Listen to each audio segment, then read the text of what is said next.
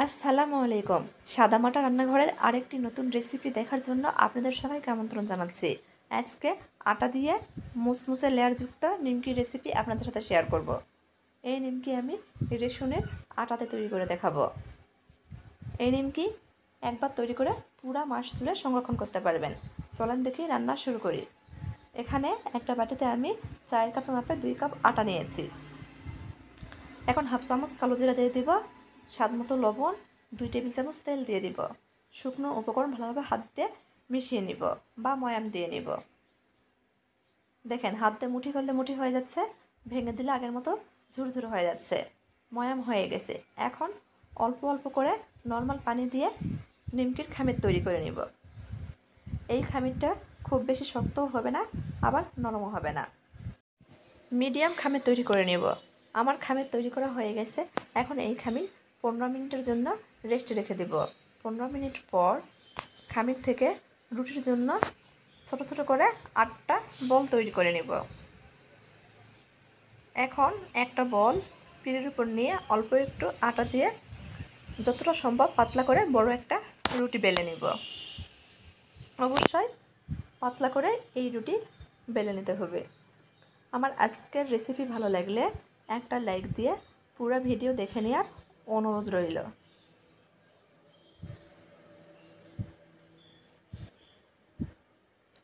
আপনারা অনেকেই আছেন ভিডিও দেখেন কিন্তু লাইক করেন না, দয়া করে একটা লাইক দিয়ে দিবেন। আমার একটা রুটি বেলে নেওয়া হয়ে গেছে, দেখেন পাতলা করে রুটি বেলে নিয়েছি। এভাবে বাকি সব রুটি বেলে নিব। আমার সব রুটি বেলে নেওয়া হয়ে গেছে। এখন একটা রুটির উপর অল্প একটু তেল দিয়ে হাত দিয়ে পুরা রুটি ভালোভাবে মিশিয়ে নিব। উপর থেকে আটা ছিটিয়ে দিব। ওই রুটির উপর আরেকটা রুটি দিয়ে দিব। আবার এই রুটির উপরও অল্প একটু তেল দিয়ে দিব। পুরা রুটির উপর ভালোভাবে হাত দিয়ে মিশিয়ে নেব, উপর থেকে আটা ছিটিয়ে দিব। এভাবে একটার পর আরেকটা রুটি দিতে থাকবো।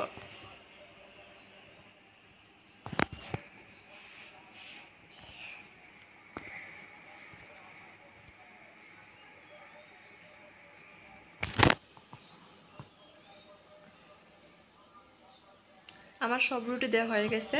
শেষ রুটির উপরেও আমি তেল দিয়ে দিয়েছি, উপর থেকে আটা ছিটিয়ে দিব। আর রুটির 4-5টা কেটে ভালোভাবে সমান করে নেব। কেটে সমান করে নেওয়া হয়ে গেছে। এখন সাইড থেকে ভালোভাবে মুড়ে রোলের শেপ দিয়ে নেব। অবশ্যই চেপে চেপে রোলের শেপ দিয়ে নিতে হবে।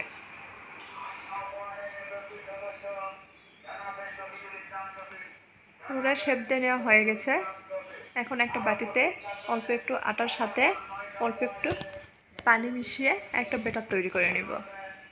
ব্যাটার তৈরি করা হয়ে গেছে।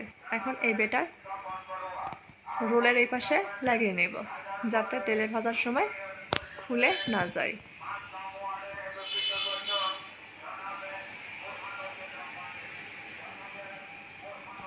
লাগানো হয়ে গেছে। এখন রোলটা আমি ভালোভাবে চারপাশে সমান করে নিচ্ছি।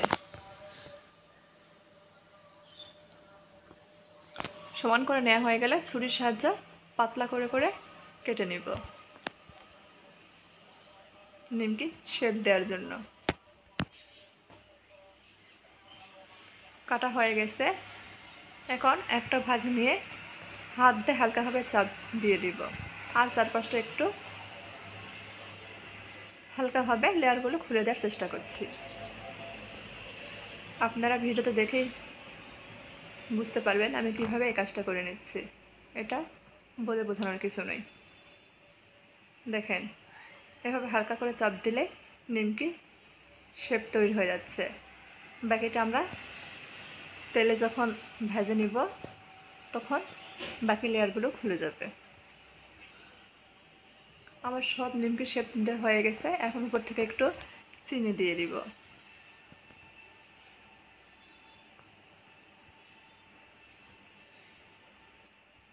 চিনিটা দিলে খেতে ভালো লাগবে। আপনারা না চাইলে নাও দিতে পারেন। চুলার উপর কড়াতে পর্যাপ্ত পরিমাণ তেল গরম দিয়েছি। তেল গরম হয়ে গেছে, এখন গরম তেলের মধ্যে একটা একটা করে নিমকি দিয়ে দিব। উল্টো পাল্টে ভালোভাবে ভেজে নিব।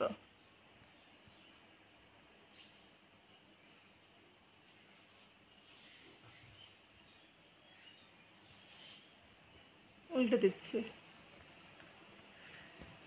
দেখেন তেলে দেওয়ার পর নিমকির ভাঁজগুলো খোলা শুরু হয়ে গেছে। কত সুন্দর লাগছে। আপনারা চাইলে ঘরে এভাবে একবার তৈরি করে দেখতে পারেন, ইনশাল্লাহ ভালো লাগবে।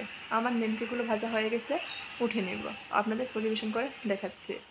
আমার আজকের রেসিপি ভালো লাগলে দয়া করে আমার চ্যানেলটি সাবস্ক্রাইব করে নিয়মিত চ্যানেলের পাশেই থাকবেন।